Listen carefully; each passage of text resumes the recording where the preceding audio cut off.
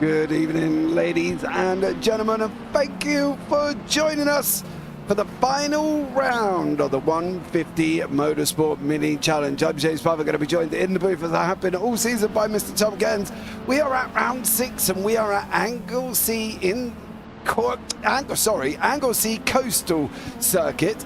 1.550 miles, 2.494 kilometers, been in service since 2006 to date here. So it's going to be very interesting indeed. We've got 10 drivers out on the racetrack. Jake Hewlett's here, Andrea Ruggi, Jack London, Chris McIntosh, Sam Hayes, Justin Kirk, Hayden Gray, Dave Tudor, Jude Malanin, and somebody called Kill and Run, which is nice. Clearly didn't get the memo about changing the name, but there we go.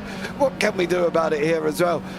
Tom, round 6, final round of the season.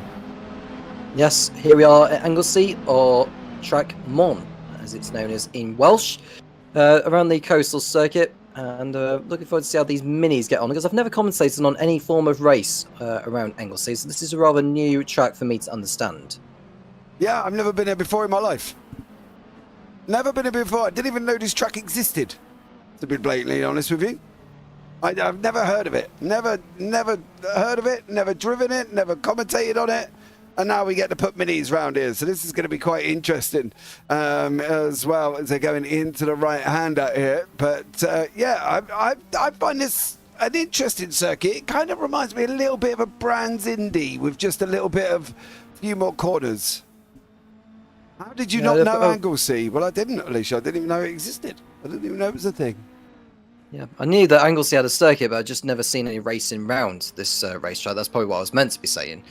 But yeah, it's more like a testing track, really, more than anything else. Yeah, I don't know what sort of form of racing they do round here, to be honest. It would have to be a little bit of a research. But I'm going to find it quite interesting. It's going to be interesting. We've got Hewlett back on as well. He's back in the race. Jack London's back. Seems like Ruggi's a little bit quicker here as well. This could be a spicy little 10-race battle, a 10-car battle. We'll wait and see very much. We've got a qualifying session which is almost reaching to the end of its session with Jake Hewlett fastest. We've got 2 races, each being 15 minutes long. We've got the race 1. We've got race 1 which will be determined by the qualifying results, and the results of race 1 will be reversed for race 2. In case you're wondering which positions get reversed, it's the whole grid, basically. It is, yes. Oh, so they do Welsh Classic Motorcycle Festival. Something called No Limits is coming up as well. It's riding motorbikes. Javelin, which is going to be quite interesting. So there we go. Yeah, I'm very amused coming into the last 40 seconds of qualifying. And at the moment, Jack Hewlett out in top, London sitting in 3rd, McIntosh in 4th. Then we've got Sam Hayes in behind Andrea Ruggi, who is sitting in 2nd place on a 1:11. 163, Hewlett on a 1:10.913. Not quite sure what they're going to be able to do with Jake this week. If Jake gets out in front and escapes here, I feel this could be over, as Andrea Ruggi does a lovely pirouette there. Looking at the times as the laps are coming down, it's only 0.2 of a second between Hewlett and Ruggi. Ruggi going better than expected. Jack London, who's back, he wasn't competing last week, but he did in Knockhill a couple of the week before, which he won one of the races. James, he'll be one to look out for this evening. Maybe give Hewlett a little bit of a run for his money. Well, hopefully, yeah. You never know what may happen here. Obviously, depending on who, if anyone hits who, or who crashes into who, or if anything comes of it here. So it's going to be interesting to see how all these guys get on. I think this is going to be a track that does look quite tested at times. And I feel that they've got to, they're going to have to try and make sure that they can manage it here. It does look a little bit of a reverse Brands Indy, just with Rocket and Peel and Siemens in there, a couple of corners. Other than that, we've got the same kind of thing at the bank in the church as well. So we'll keep an eye on how this one goes. Kill and Run on the racetrack here through the right-hander, and he's going to run out of time as we're going to go into the race setup and ready to go, moving over to the race session indeed. So looking forward to this. Where do you think the main sort of overtake positions are going to be, Tom, here?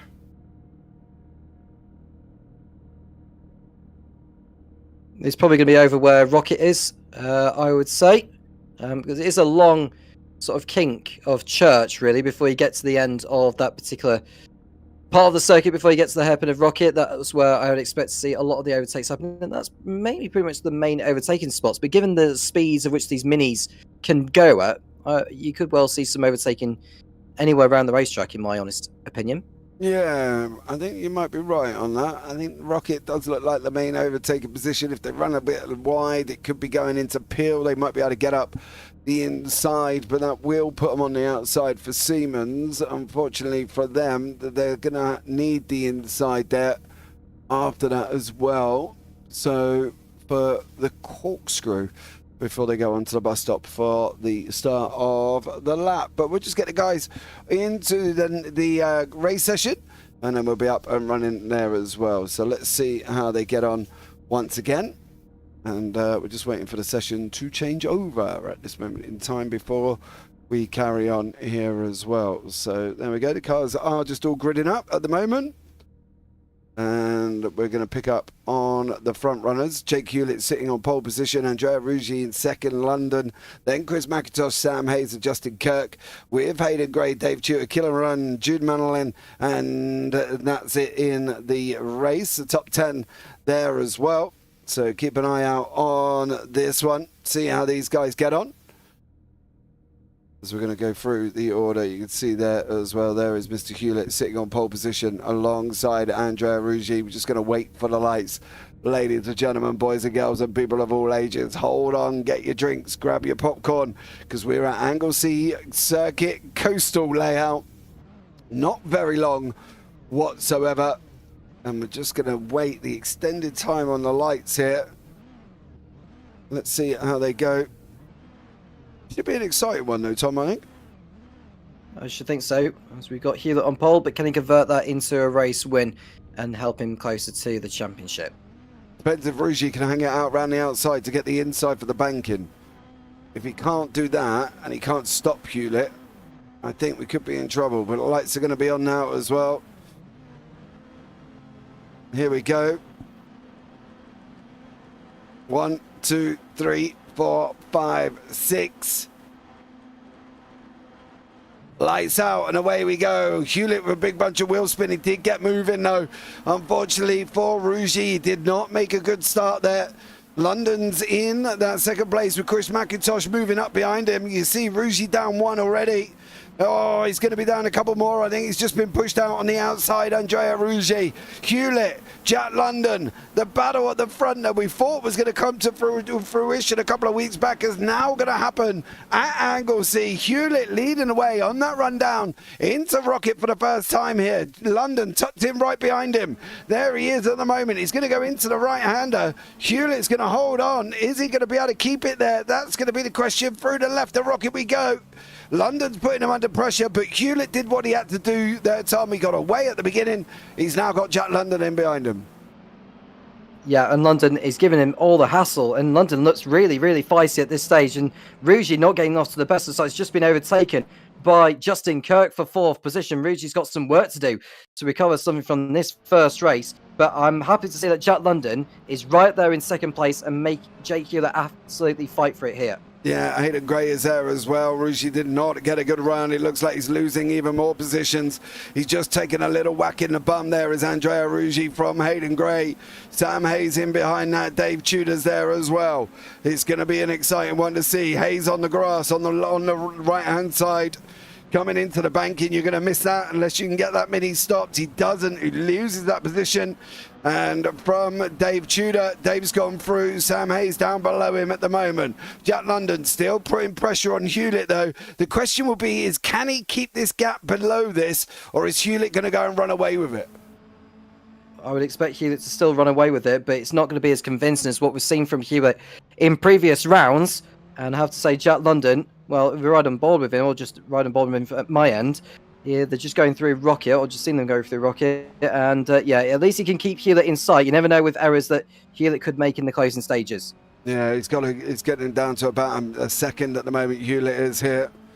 London's 1.1 back now. We've got McIntosh closing in right behind us. You can just see him in the background. Dave Tudor has just passed Hayden. Nope, Hayden Gray is back, but I think he might have had a blink there because he dropped below Tudor and now he's back again here. Garugi, Gray still continuing on the racetrack together. Sam Hayes recovering after his earlier incident there. Manolin in behind that as well, but the gap's starting to spread a little bit. Kirk and Rugi side by side. Kirk's gone in. He's on the left. Rugi's gone through. Rugi gains one of his positions back here, Tom, but he's still got 3 more or 4 more before he gets even remotely near the front.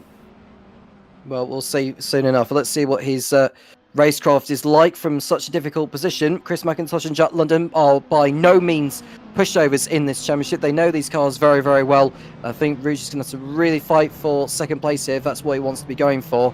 Jake Hewlett continuing to extend the margin. 1.7 seconds it was the last time I saw, as he continues to extend the gap. A few lockups made into Rocket between Rugi and Kirk, and they are continuing on as they are. Hayden Gray not too far back as the likes of Tudor and Hayes. Yeah, they're tucked in there as well. You can see Hayes and Tudor running literally nose to tail near enough here. But Kirk's working hard on that steering wheel. He knows Rugi's there. He's got to go through the left-hander now as well, through the bus stop, onto that run down into turn 1 again. Tudor behind him. He's got Gray there. You can see Gray just a little bit further up. There's Sam Hayes. He's trying to come back as well. Tudor and Hayes have just swapped positions again. I'm wondering whether or not that was just a genuine overtake. It was a genuine overtake, and Sam Hayes moves himself up into 7th place. A gap up front, 2.2 seconds though. Tom is getting a little bit away with Hewlett running away with it. Yeah, Hewlett is continuing to be faster than the likes of Jack London and Chris McIntosh, but how far can he go? Well, going to be finding out from McIntosh here. Hayes goes in a little bit deep. That's going to allow Tudor to look at the inside. He doesn't make it through at the moment. For these guys on board with Tudor we go. You can see him coming into the right-hander of Peel. Right the way around the outside. He's got that inside line, sorry. He's trying to hold on to the power. He's now running down through this sweeping left-hander coming into the bus stop. Left, hard on the brakes. They've got to go right. Then they've got to go left again onto that front stretch. Now we're going down the start-finish straight, and away we go as well. Gap's getting a little bit spread out throughout the field here. Few gaps appearing here, Tom, and it looks like some people just losing their way a little bit. Losing their way a little bit, but it feels like they're just settling into a rhythm, and we should start to see more of the raw pace, if you want to call it that. I know they're all running identical cars, but there are some drivers better than others in terms of or how fast they are compared to others. And Hewlett is coming into his stride now, leaving Jack London and Chris McIntosh to just fight amongst themselves for second place. Yeah. But Tudor there now pulling on, is losing way with Sam Hayes. Hayden Gray a little bit forward. Kirk's a little bit forward on from that. Rugi is there as well. He's sitting in 4th place. McIntosh now tucked up behind London. This is going to be a battle here. What do you think McIntosh has got to do though, Tom? How's he going to clear London, and how's he going to make it work for him? Well, he needs a strong exit out of the hairpin of turn 2 to get a good run all the way up to Rocket. That's what he needs to focus on. Take a wider line into the hairpin to give himself all the exit and traction all the way up to Rocket. Right, here we go. What's McIntosh going to be able to do? He's got to stay close coming out of the banking. He's got Church to go. This is where the moment we sit back and we go, he's got to be close enough to London to have a go at him. McIntosh through the right-hander of Church. On he goes now. He's not going to be close enough this time around. You can see him closing in. He's getting closer. There's Hewlett. Yolido's just gone through the bottom of the picture. McIntosh is there. He's going to do it. He's going to take a big old dive. He doesn't take a dive through at the moment. And at this moment in time, Chris McIntosh has closed up. Couldn't quite get the job done. No, he's not close enough this time. He didn't take a wider line as I thought he might do. But you know, Jack London doing his best and placing the car in the right place at the right time. Or putting his car in the right place at the right time. And McIntosh, well, he's just going to have to really push him into a mistake at some point. Yeah, McIntosh is just going to have to try and sit there and give him a whole load of grief. and see if he can manage to make it through here. He's got to put him under pressure. That's going to be the thing for Chris McIntosh. Got to put him under pressure. If he doesn't put him under pressure, well, London's going to have it all his own way. And he's going to be able to just pull away from him and keep that gap extended out to what it is at the moment. But Hewlett out in front by 3 seconds. London to McIntosh is starting to become a second here. A little bit of closing in from Kirk. He is got Gray in behind him. Gray's managing to close him in. Hayes is down a little bit. Tudor's down as well. They're on the run round into Rocket at the moment. It's going to be a left, well, it's a tight left-hander here top that Rocket corner. Yeah, but it is the kind of corner that you would see drivers send one up the inside somehow very, very late, as we just saw Gray close in on Kirk, and Kirk lives to fight another day. But there is Gray just taking a wider line on the hairpin after that to just try and put him under some form of pressure as they come towards the latter stages of the lap. But so far it's Kirk keeping hold of the position. Yeah, it is at the moment. Gray tucked in there through the right. Now he's got to go left again. Now it's going to be a run down into turn number 1 with that long looping left-hander. He's got to kind of hold on to it, hold on to it, hold on to it. Don't do that. Don't. Well, that definitely was a not what to do there, Tom. Yeah, well, he's gone on the grass on the exit turn 1, just push a little bit too hard for his own good. And yeah, he's having to make up all the ground on the exit to, well, get himself back into a position where he can genuinely get the overtake done without going off the circuit. Yeah, it's going to be a little bit, seems to be a little bit easier said than done here. This does look a very undulating circuit. It kind of almost runs with the countryside, this one, you know, and it looks very picturesque almost, with its left, its right, its plummets down the end of the lap as well, down towards that bus stop, you know, that right, left, right. Kirk's gone off in front of him. That's going to bring Gray right in now. Through the right-hander appeal they go. Oh, tucking underneath. Nope, not this time.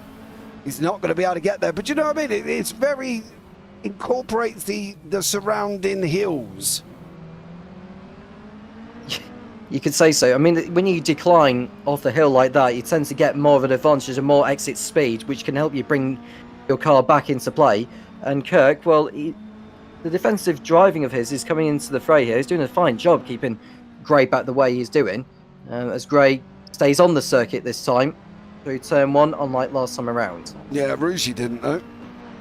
Andrea Ruggi is now just up the road here. The reason for that is because he went off track up through on the run down to the banking, and Andrea Ruggi did not manage to stay on the circuit. Gray still not close enough. Up we go now through the fast right-hander, coming into the tight left, almost coming back on yourself, if not literally near enough coming back on yourself. Through the right they go again here. Gap starting to appear. Hewlett on a different level almost, Tom, out in front.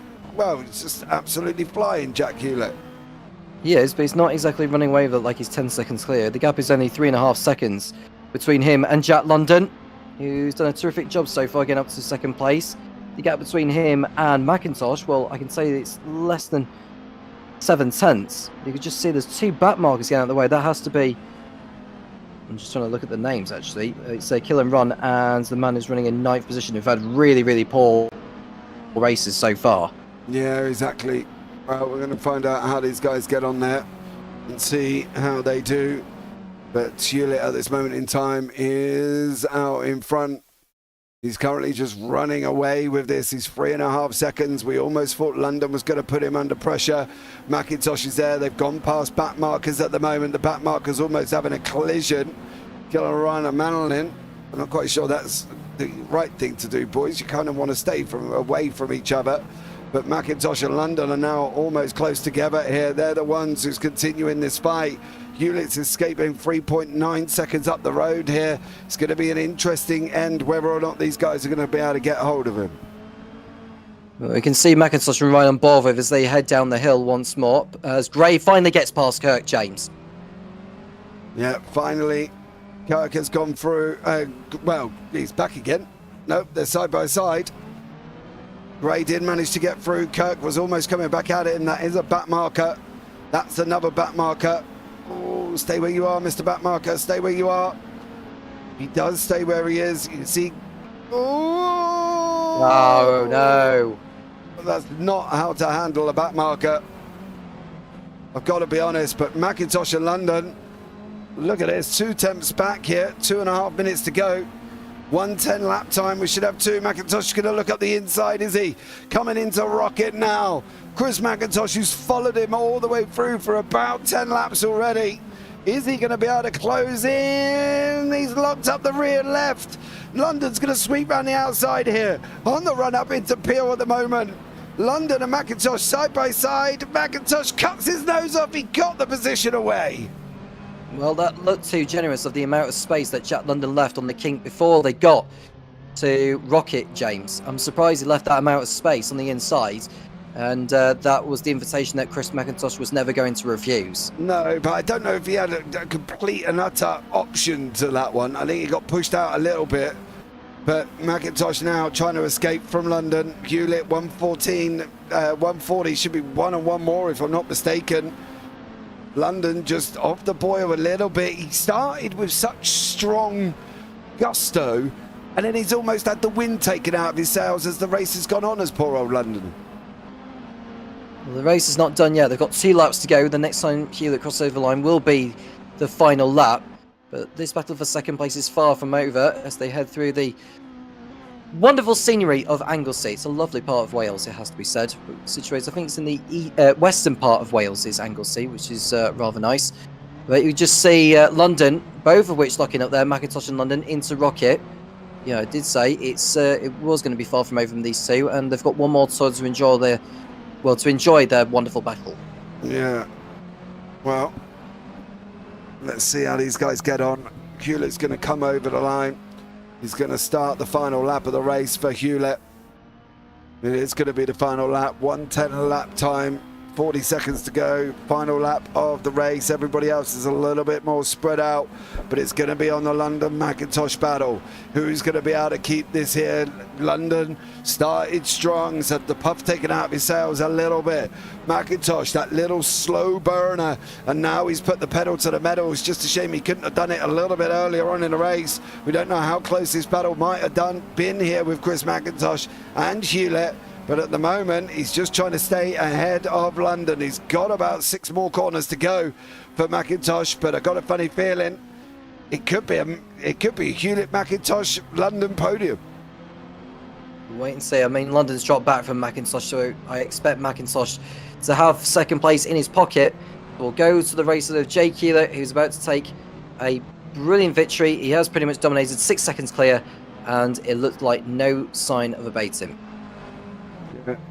Hewlett there, just absolutely dominated. Comes into the final couple of corners. Jake Hewlett, he's got the left. Now he's on that run down over the line. Hewlett's going to take race number 1 here. He's going to take this victory. It is Jake Hewlett over the line, takes the victory here. McIntosh comes and grabs himself second. Jack London gets third. Andrea Ruggi comes over the line. Possibly a disappointing fall for him. Then we've got Hayden Gray, Sam Hayes coming through in 6th. Kirk ended up down in 7th place with Tutor in 8th. And then we've got Malinari, Malinlin, and then Killer Run finishing it off there as well. A bit of a mouthful at the bottom there. Well, he got there in the end. But yeah, that was an interesting first race.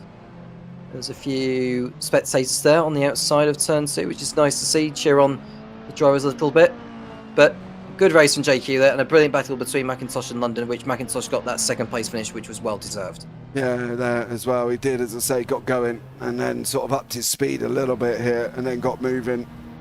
So you just hope that he can do that from the beginning and see how he goes here. But yeah, Hewlett kind of carrying on where he left off when he was here, though, Tom. Yep, and he's put himself in a prime spot to potentially take the championship. Well, he's done enough, I would say. If he does win the next race, I would say he has done enough to take the title. But it has been that sort of season where he hadn't competed in the last couple of rounds before this evening. But if he If he puts it right this evening, then it should be enough for him to be crowned champion. Just one more race to ensure, and it'll start from the back of the grid, which could be the last to first mission to take the championship. I think we've heard that somewhere before. Yeah, I think so, to be honest. But at the moment, he is out in front in the championship. If the championship standings are up to date as they are, McIntosh is in second. He was 14 points back from Hewlett going into this. He didn't really pick up any position. So in hindsight, to be honest, this is Jake Hewlett's championship, and we've still got one race down and one more to go. It won't be too long before the second race begins. It will be 50 minutes again, with the whole grid being reversed. So it should be kill and run on reverse grid pole with Malinen alongside. I wonder how long it'll take before Hewlett gets past everyone before he takes the win. I can't answer that question, mate. You and I both know it could be a few laps. It could be right at the start if people sort of end up getting into trouble, doesn't it? You know what I mean? So let's see, as we're going to switch over to race number 2. There you go. There is the switch over there, ready to go for race number 2. Final race of the season. It's been 6 weeks already. It's gone rapid. It has, and we've just got one more race to come for the drivers, and then the championship will be wrapped up here and there. It's been quite an interesting 6 rounds. I mean, I missed one of them, which was Donington, which ironically enough, I was over in Donington that particular day for the British Touring Car season launch. But these drivers have very much enjoyed the challenge with these mini challenges, which I happen to have seen both at Donington and Bruns in recent weeks. Yeah, I've seen them at Fruxton as well. They run at Fruxton. So it was quite interesting. The racing was very, very close. So, yeah. They do look fun to get into and then drive. Do you know what I mean? And see how they go. You know what I mean? It's going to be very, very... I don't know. I wonder what they would be like to drive in real life. We'll have to wait and see. I mean, I'd love to drive in one of those. I mean, I know someone who has raced in minis before. Up until last year, he's not involved in the mini challenge this year, but they do look fun to drive anyhow. Well, we've got one more race to go. I think we switched sessions now, James, so we could go to the grid as we patiently wait for the red lights to come on, and we'll be ready to go for one last time this season. Is it Malin Ling? Lin? Malin. Yeah, that name. As well. I'm never any good at trying to get double names up here. So there we go. Right, let's get into race number 2 here, and we'll see how these guys get on and see how they do. How long is it going to be before Hewlett goes through the order? I think maybe with like 3 laps to go, he'd be in the lead. Well, let's see. 3 laps to go, you reckon? Yeah. Oh, okay. Because I think Chris McIntosh and Jack London will get up there first, and then once Jake Hewlett has got by the rest, that's when it becomes more interesting. Okay, ladies and gentlemen, lights are going to be coming on now. Here we go. 1, 2, 3, 4, 5, 6. Green, green, green. Madeline didn't go anywhere. Oh, bravo, you didn't go. Kirk's out in front now. Malin did not even get off the line. He's dropped all the way down the order, and Kirk is out in front. Tudor in second place. Sam Hayes, Rougy Gray. Malin is just dropping down the order faster than an elevator with no brakes at the moment. He is plunging to the back. He is literally at the back, off pole position already. Hewlett's alongside Hayes. He's muscling his way through. Hayes doesn't want to give him room. Hewlett's trying to fight alongside as well. Looking like a few people had a little bit of an argy-bargy there, but Rougy, Kirk, Tudor, Gray and McIntosh got off to a flyer. I'm interested to see. Madeline just didn't go anywhere. He didn't go anywhere. That was a really, really poor getaway from second place on the grid. And yeah, well, I think predictably he was going to be at the back anyhow. But we've just seen Justin Kirk take the advantage then as Hayden Gray goes to ahead of Andrea Rougy into second place, although Rougy's just sneaked in front of Tudor for second place as the time and tower constantly updates, so I'm losing track of where everyone actually is. Oh! But they are coming around. Oh, that's the spin! Tudor got a little bit of side-by-side action. I think Hewlett might have been involved with that, with McIntosh, Hayes, London, Gray. Oh, Tudor's dropped all the way back down to the back end now. Unfortunately for him, Hewlett's now sitting in fourth place already, and we're on the end of where are we? Lap two, near enough lap 2. And at the moment, Hewlett's done an absolute flying start. Kirk's out in front. Can he hold it though? Hewlett into fourth already. Well, watch for Sam Hayes because he was hassling Jake Hewlett through turn 2, and it almost looked like he was going to run into it a little bit and almost banging wheels. Yeah. Here we go. Hewlett in fourth. Hayes there. London's there. McIntosh is there. All the while, McIntosh can hold up Hewlett here. This is giving London a great opportunity, and Hayes for that matter, to really put Jake under pressure. McIntosh is on the defense, and you can see he's driving defensively. He's taking the lines away. Now into the right-hander. He knows he's got to get this right. Hewlett's going to try and run him round. McIntosh has got to cut his nose off here.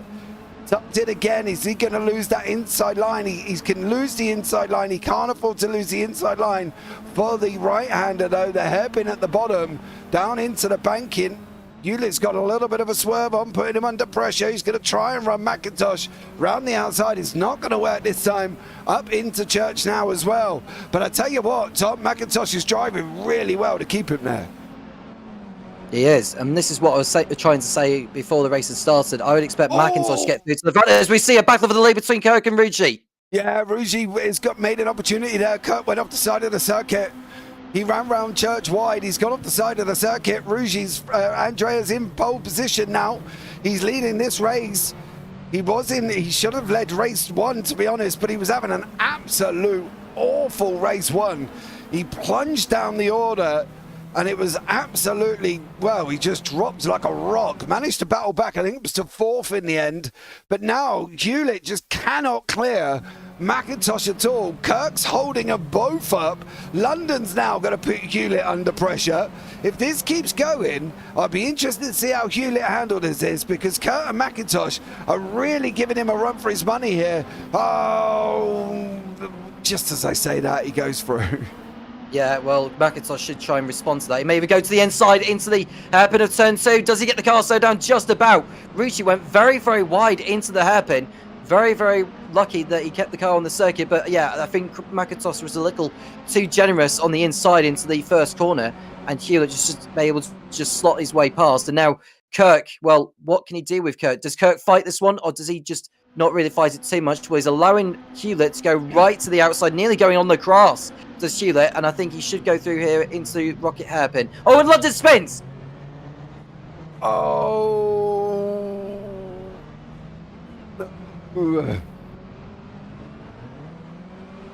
All the way down the order in 8th, London is now. I'm a bit scared here. I really am a bit worried. Rougy's coming. Rougy's in front. Kirk and McIntosh are having a right little ding-dong. Into the bus stop they go, through the corkscrew, now through the left-hander onto that start-finish line. How long can Rougy hold on? Can McIntosh again get a second wind earlier than what he did in the first race? And is he going to be able to get Kirk? They're having a little bit of a paint swap. McIntosh does go through. Rougy and Hewlett. How long is it going to be, do we reckon, before Hewlett gets there? Well, it won't be too long, but that was important for McIntosh to get through on Kirk. He had to robustly find his way through. That was the only way he was going to do it. It's just by doing it very, very robustly into the hairpin.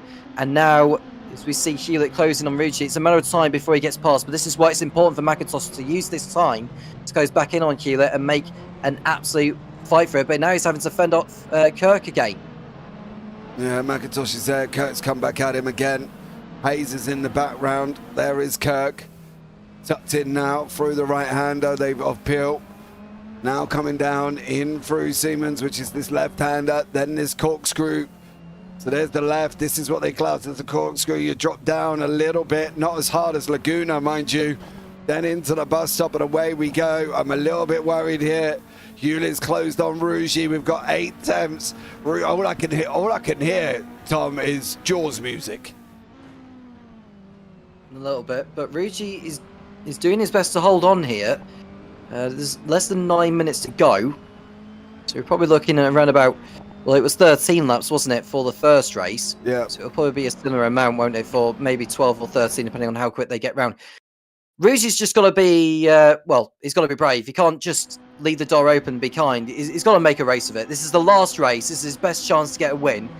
Go and fight for it. Yeah, defend it.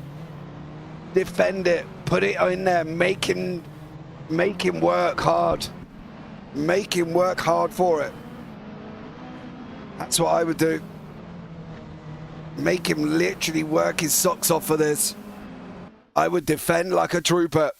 I would look for every single inside line. I would look for every defensive spot I can. I'd be moving early to get the job done. Trying to go and just defend the living daylights out of this.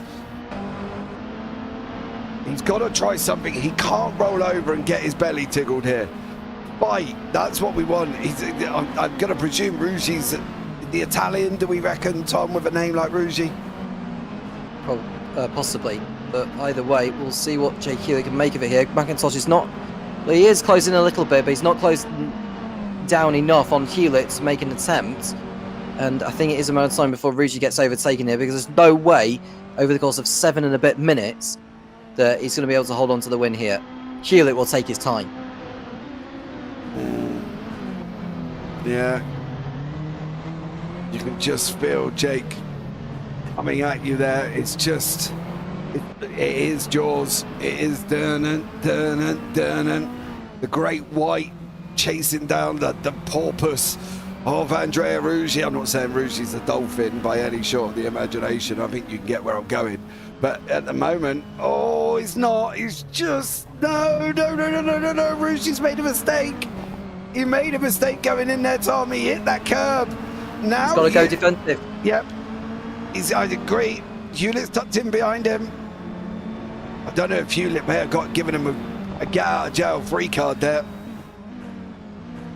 He's looking to the outside, but Rugy's got to really shut the door on him here. He does so. He's got to hold. Don't give him the space on the outside. That's the one thing he needs to do. It's just hold the inside line and make it as tough as he can. Block the apex and upset the momentum of Hewlett. Yeah, let it run wide. Let it run wide. Sit it in front of him. Don't give him the inside. Don't give him the inside on the way into it. Oh, he's got to push him out now. He's got a door He's got to push him out, yeah. He's got a door up now. Close the door, close the door, close the door. Oh, Andrea! Oh, brother! Oh! What do you reckon? Pressure, Tom? Pressure got to him? Yeah, it was a split-second moment where he couldn't really decide for himself where to place the car, and he paid the price for it. Yeah. Oh man, Andrea Rugy, one mistake. That's all it took. One mistake from Andrea, and now he's got McIntosh breathing down his neck. The other battles is London. He's closing in on the back of Gray as well. It took, to be fair though, it took Hewlett nearly 10 minutes to get to the front. I think, Rugy can be a little bit proud that he managed to hold him up for that long. Yeah, but now he's got Chris McIntosh he needs to fend off for now. And we've just seen Jack London. He's got Hayden Gray in front of him here. Well, after that spin, London is trying to make his way back through the field. He hasn't got long left in this race. He's only got a third of the race to go here. And he want to dispose of Hayden Gray sooner rather than later. Gray leaves him an enormous amount of space on the inside. Oh, that was so close. Yeah, but he also covered off that enormous amount of space as well. He literally covered it off. Did London. Did great, sorry. He left the door wide open and then just come straight across his nose, locking up that rear right again. That did not look a good corner from Hayden Gray, I'm not going to lie. That was not a way of handling that. London got a lot better run through. Now he's tucked in right behind London, in behind the Mini, through the right-hander appeal, going to come down the hill, drop down into Siemens, the left-hander, coming into this little corkscrew. Through the right, we're going to go down the hill just a little bit, now into the bus stop. Now we're running again here. London on board, fastest lap Hewlett, 1:11. He is absolutely dominated once more, and he's got out of the way by 4 seconds. Here's London on the inside then of Gray into the hairpin. Turn 2. Church hairpin as he heads his way through. Also the banking hairpin, I should say. Church is the next corner, the Long King. And yeah, Gray just, well, Hayes is just, oh no, it is Gray. He's just holding on here, but I think London's got the high ground through Church. Yeah, he's just going to come straight across his nose, upsets the balance in his car. Now London's going to try and motor on. He's got a long gap to go to Sam Hayes, by the way, and we haven't got a very long at all. We've only got 3 minutes on the clock. So I think London's going to struggle to get there. What was his last lap time for London? 1:12.432, 1:12.246 from Gray. So unfortunately, go Rougy, go! I know he was out in front and he made one mistake, but now he's got McIntosh closing in on as well. He was driving so well, and just one lack of concentration from Andrea Rougy, and that was it. He would have been kicking himself in that car. He's kicking himself, but now that is done, he has to focus on McIntosh, who's closing down all the time here. If Rougy does get second place, he's earned that on merit. Yeah, he has. After his race one, where he didn't get off the line well, he just went down the order. You know, there can't be nothing but praise to come back and bounce back in race number 2, because some people, their race 2 would go to absolute pot because they're trying to make up for race number 1. There's a battle at the back here, actually. Visem and Malin, oh my God, Malin. Jesus, I'll say that very slowly. We're having a nice little ding-dong. Yeah. Oh, he goes in deep. Is he going to be able to close up here? This is one of the closest battles on the racetrack at the moment. Hewlett's going to go over the line with 1:50 to go. He's just in the background. We're going to have one more. Oh, dude, keep it on. Just about managed to hold it on to the track here. And that's given Manolin a time to run away at the front here. But yeah, they were having a nice tidy little bit of a battle. But McIntosh trying to close in on Rougy, can't close him in at the moment. The gap is still just under a second, I believe, at the moment. Not very long at all. Through the right-hander, we're going to have one more lap, and Hewlett's going to be involved with them back markers on that final lap. That could play a role. Not so for Hewlett, because he's got a big gap between himself and Rougy, but it could cause problems for Rougy and McIntosh when they come round to them, because we know how slow Malalin and Sem are. Compared to the leaders, it's going to be a topsy-turvy finale to what's been a grueling season for the drivers. Yeah, there is Hewlett. You can see Sem in front. We're Malalin in front of that. Through the right. Oh, he's on the grass! Oh man, that was a big old incident for Malalin. He had kept it going, but not before he lifted up the air. Well, he's got Rougy and McIntosh closing down, so he needs to make sure he doesn't get involved in these two. I think he'll be out of the way by the time they get to Rocket. But there is McIntosh looking for it on Rougy into the banking hairpin. Rougy holds on for the time being, but he's having to take a tighter line to defend, and that can only mean good news for McIntosh. There goes Malalin out of the way.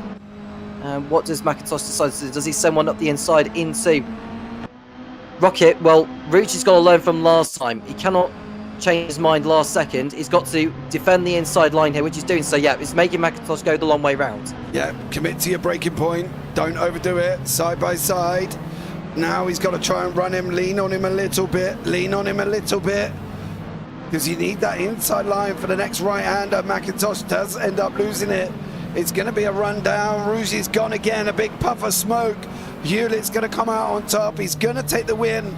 Here through the left-hander we go. Jake Hewlett's going to come over the line. He's going to wrap this up. He takes the win in race number 2 for Mr. Hewlett. Rougy and McIntosh have got one more corner. Chris McIntosh has got to send it here. Is he going to be able to get it done? I think Rougy's going to hold on. He does hold on. Andrea Rougy in second place. Kurt comes over the line to wrap up fourth. Then London, then Gray, then Hayes, who's gone down. Oh, they're both trickling over the line. Hayes has he got no fuel left here? He's probably got no fuel left, yeah. Oh, wow. Well, at least he's got over the line. Well, he did, but you're kind of hearing all by myself at this moment in time, aren't you? Poor little man. Stuck on the line there as well. Couple of great races, but as expected, Hewlett managed to make his way through the field. He did it a little bit longer than I expected. Rougy held on for 10 minutes, but it was a great couple of races. It was. And a nice bit of racing around Anglesey, and I hope to see some more racing around this racetrack in the near future. But a phenomenal win for Jake Hewlett, and I don't know how that will impact the situation in the championship, but my money is on the fact that he is champion. Yeah, I got a funny feeling he is, and we think that last week's scores may not have been put on. So that may jiggle itself up at this moment in time, so we'll keep an eye out for an official result there as well. But great season here from 150 Motorsport. Don't forget, if you want to get involved, you can just search 150 Motorsport on Gridfinder and keep an eye out for any of the leagues that they do. Head over to gridfinder.com and search 150 MS, and you'll be able to find the 150 Motorsport League on Gridfinder, and keep an eye out for some of them that they've done. We've had Janettas, we've had Minis as well. What's it going to be next season? Well, find out, guys, when we come back once more after the season, when we've got an official announcement of what we're going to run next season. But I've been James Parfitt. I've been alongside Tom Cairns for this season, and as always, take care, have a great week, and you never know, we might see you on a track sometime. Good night.